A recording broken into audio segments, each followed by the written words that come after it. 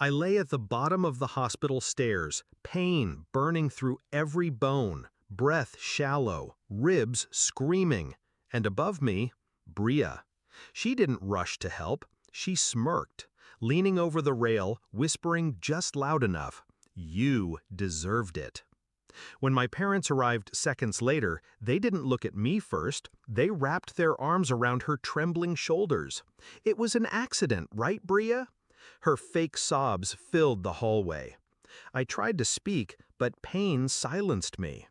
What none of them knew, what Bria hadn't noticed, was that the security camera above the stairwell had caught everything, and the head nurse had already pressed record. Bria wasn't always my enemy. Once she was my other half, my protector, my confidant. We were inseparable as kids, matching dresses, whispered secrets under blankets, promises to always take care of each other. But promises rot when envy takes root. By the time we were teenagers, her smiles had edges. Every achievement I earned became her shadow. Every time I rose, she found a way to pull me down. And our parents? They never saw it. To them, Bria was the fragile one, the misunderstood one, the one who needed protecting. I was strong, so I could be ignored. That was their mistake. I started noticing patterns years ago. My journal ripped apart, secrets I'd written weaponized against me. A boyfriend who suddenly changed his mind after a late-night conversation with Bria. Even my college acceptance sabotaged when she accidentally sent my essay file corrupted. And every time she cried her way out of blame. Every time my parents believed her. But the stairs? That wasn't sabotage. That was intent. That was Bria deciding I shouldn't get back up. The night after my fall, I lay in the hospital bed, body broken but mind razor sharp. The nurse came in quietly, eyes meeting mine with something close to pity. She handed me a flash drive. "Don't worry," she whispered, "we keep copies." On the screen, Bria's shove was undeniable. No stumble, no accident. Just her hand on my back, her smile following as I fell. For the first time, I didn't cry. I didn't scream. I didn't even feel rage. I felt clarity. I didn't go to the police. Not yet. I waited.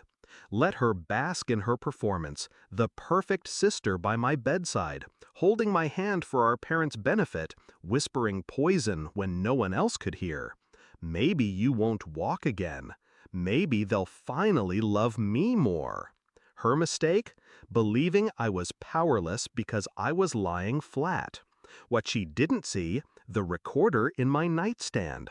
What she didn't know, every word she hissed was captured, time-stamped, undeniable. Weeks passed. My bones healed slowly, but my patience sharpened daily. I gathered everything. The video from the stairwell, the recordings from my hospital bed, screenshots of her messages mocking me to her friends. Piece by piece, I built the case. Not for the police, not yet. First, I wanted her world to collapse exactly where she felt safest, at home. The confrontation came quietly. Family dinner, our parents glowing as Bria laughed at their side, playing the doting daughter. I set my phone on the table, pressed play. First, her laughter in the hospital room. "Maybe you won't walk again." Then, the stairwell footage, her hand shoving me, her smirk, her whisper. "You deserved it." Silence. My parents froze. Forks clattered against porcelain. Bria's face drained of color. She stammered, eyes wide, hands shaking. "That's fake. It's edited."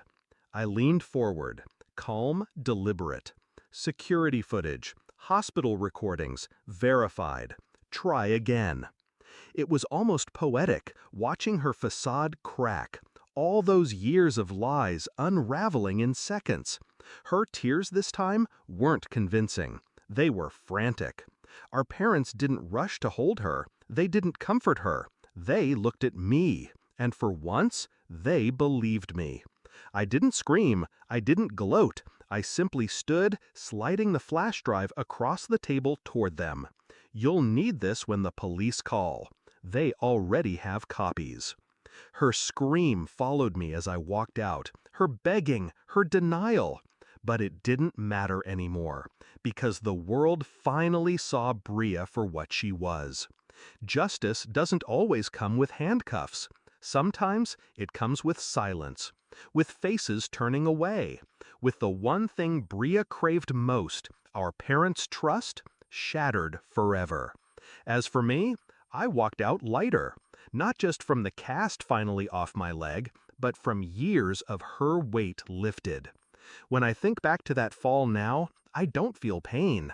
I hear her words, "You deserved it." And I smile. Because she was right. I did deserve it. Not the fall, not the pain, but the chance to finally rise.